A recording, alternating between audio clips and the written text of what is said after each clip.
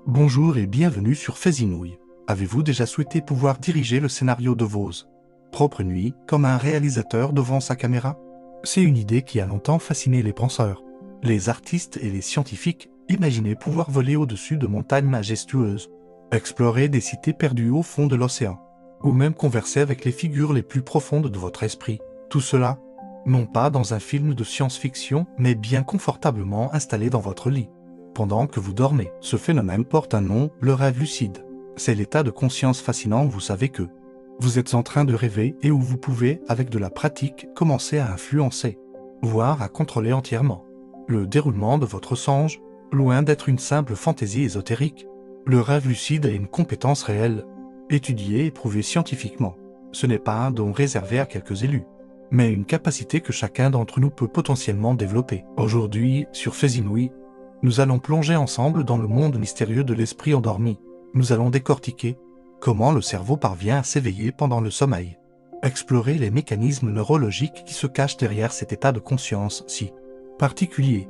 Nous aborderons également un sujet qui préoccupe beaucoup de personnes intéressées par le rêve lucide, la paralysie du sommeil. Est-ce un danger réel? Faut-il en avoir peur? Nous allons démystifier ce phénomène et expliquer ce qu'il se passe réellement dans votre corps et votre esprit. Et surtout, nous vous fournirons un guide pratique, des techniques concrètes et prouvées que vous pourrez commencer à appliquer dès ce soir pour tenter de prendre le contrôle de vos propres rêves. Préparez-vous à déverrouiller un potentiel insoupçonné de votre conscience. Pour comprendre le rêve lucide, il faut d'abord s'intéresser au cycle de notre sommeil. Chaque nuit, notre cerveau traverse plusieurs phases alternant entre le sommeil lent et le sommeil paradoxal, aussi appelée phase de mouvements oculaires rapides ou RLM en anglais. C'est durant cette phase de sommeil paradoxal que nos rêves sont les plus vifs, les plus longs et les plus complexes. Le cerveau est alors presque aussi actif que pendant l'éveil. Le cortex préfrontal, la région associée à la logique, à la prise de décision et à la conscience de soi, est habituellement mise en sourdine. C'est pourquoi nos rêves nous paraissent souvent si étranges et décousus, et pourquoi nous acceptons sans broncher les situations les plus absurdes. Nous ne réalisons pas que nous rêvons parce que la partie de notre cerveau qui pourrait le faire est au repos. Dans un rêve lucide, quelque chose d'extraordinaire se produit. Des études menées avec des électroencéphalogrammes ont montré que, chez les rêveurs lucides, une partie du cortex préfrontal se réactive soudainement au milieu du sommeil paradoxal. En d'autres termes, la partie rationnelle de votre cerveau s'allume alors que le reste de votre corps est profondément endormi et que le théâtre du rêve se joue à plein régime. C'est ce court-circuit neurologique qui déclenche la lucidité. Cet instant magique où vous vous dites « Attends une minute, je suis en train de rêver ». Cette prise de conscience est la porte d'entrée vers le contrôle. Le monde lyrique, qui était jusqu'alors une expérience passive que vous subissiez, devient un terrain de jeu interactif où vous êtes l'acteur principal. Mais comment notre cerveau peut-il être à la fois endormi et éveillé?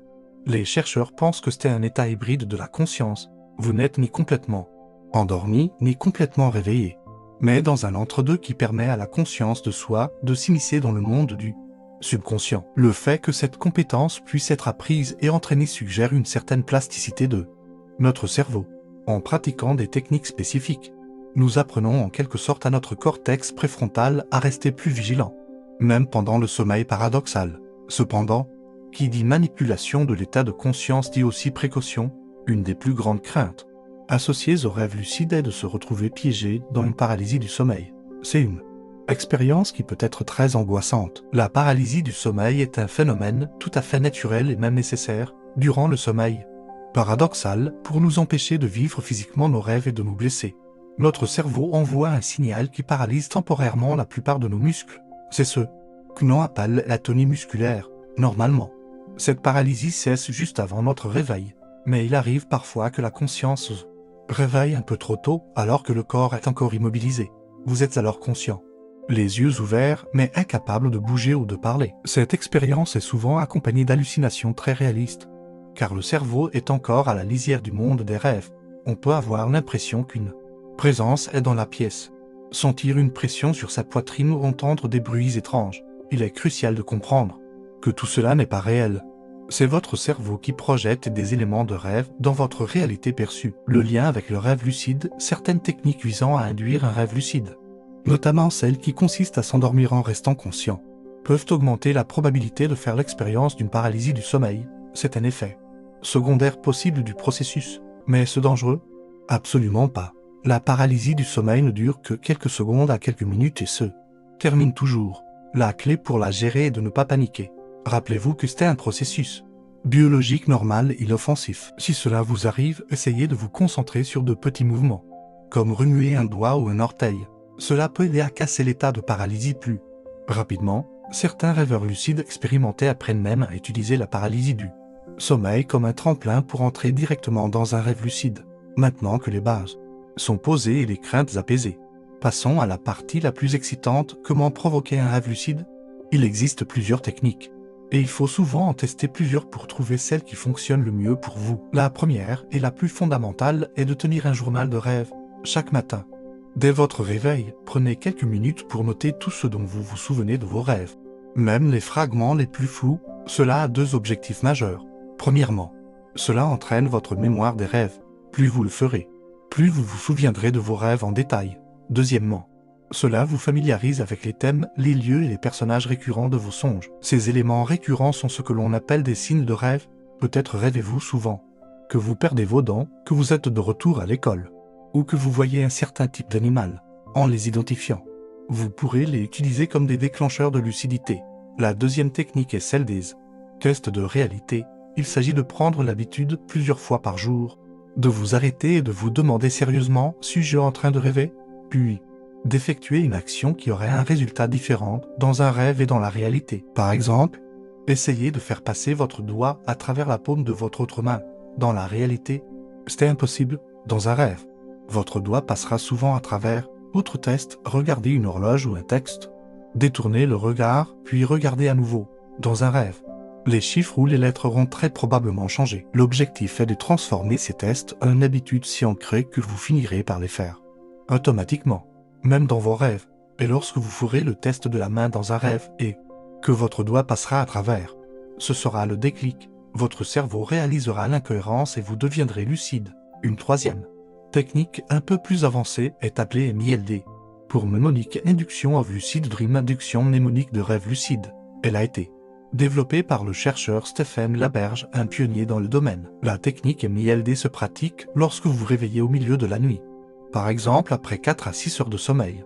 Au moment de vous rendormir, répétez-vous une intention claire, comme un mantra: la prochaine fois que j'ai accent circonflexe VRAI, je me souviendrai que je suis en train de rêver.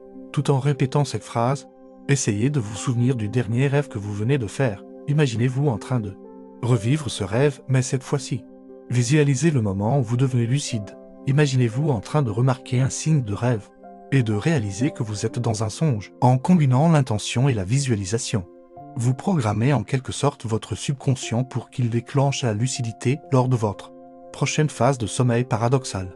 C'est une technique très puissante qui demande de la concentration.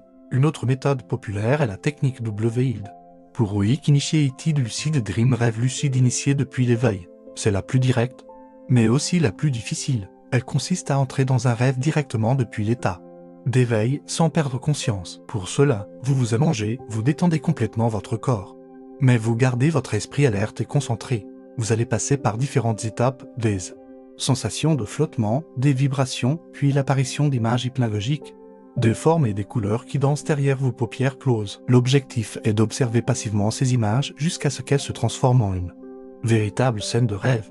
Si vous y parvenez, vous pourrez entrer dans cette scène déjà pleinement lucide.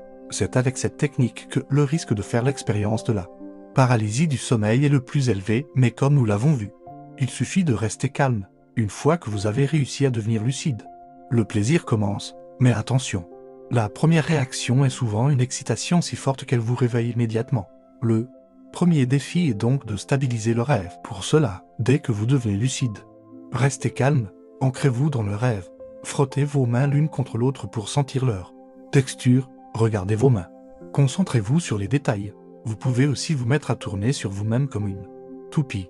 Ces actions stimulent vos sens kinesthésiques et visuels à l'intérieur du rêve et aident à le rendre plus stable et plus vif. Une fois le rêve stabilisé, le monde vous appartient. Vous pouvez commencer par des choses simples, comme tenter de léviter à quelques centimètres du sol, puis essayer de voler.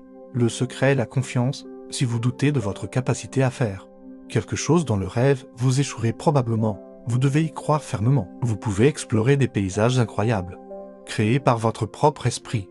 Vous pouvez décider de faire apparaître une porte et de décréter qu'elle mène à un souvenir d'enfance. Vous pouvez invoquer des personnages et leur poser des questions, sachant que leurs réponses viendront des profondeurs de votre propre subconscient. Les applications potentielles du rêve lucide sont immenses. Les artistes peuvent y trouver une source d'inspiration inépuisable. Les sportifs peuvent s'entraîner mentalement à des gestes techniques. Les personnes souffrant de cauchemars récurrents peuvent apprendre à affronter leur peur et à transformer leurs mauvais rêves en expériences positives. C'est aussi un outil puissant de développement personnel, un moyen d'explorer sa psyché, de dialoguer avec des facettes de soi-même et de mieux se comprendre. Le rêve lucide est un voyage intérieur au sens le plus littéral du terme. La route vers la maîtrise du rêve lucide demande de la patience et de la persévérance. Ne vous découragez pas si vous n'obtenez pas de résultats dès la première nuit. C'est une compétence. Et comme toute compétence, elle se développe avec la pratique. Le simple fait de vous intéresser au sujet et d'y penser avant de vous endormir augmente déjà vos chances. Alors ce soir, en vous couchant, posez-vous cette simple question: et si cette nuit, je réalisais que je suis en train de rêver? Le potentiel qui sommeille en vous est bien plus vaste que vous ne l'imaginez. Et il pourrait se révéler dans la quiétude de vos nuits. Merci d'avoir regardé cette vidéo de Faits inouïs. Si ce voyage au cœur de la conscience vous a plu, n'oubliez pas de vous abonner à la chaîne pour ne manquer aucune de nos prochaines explorations. À bientôt.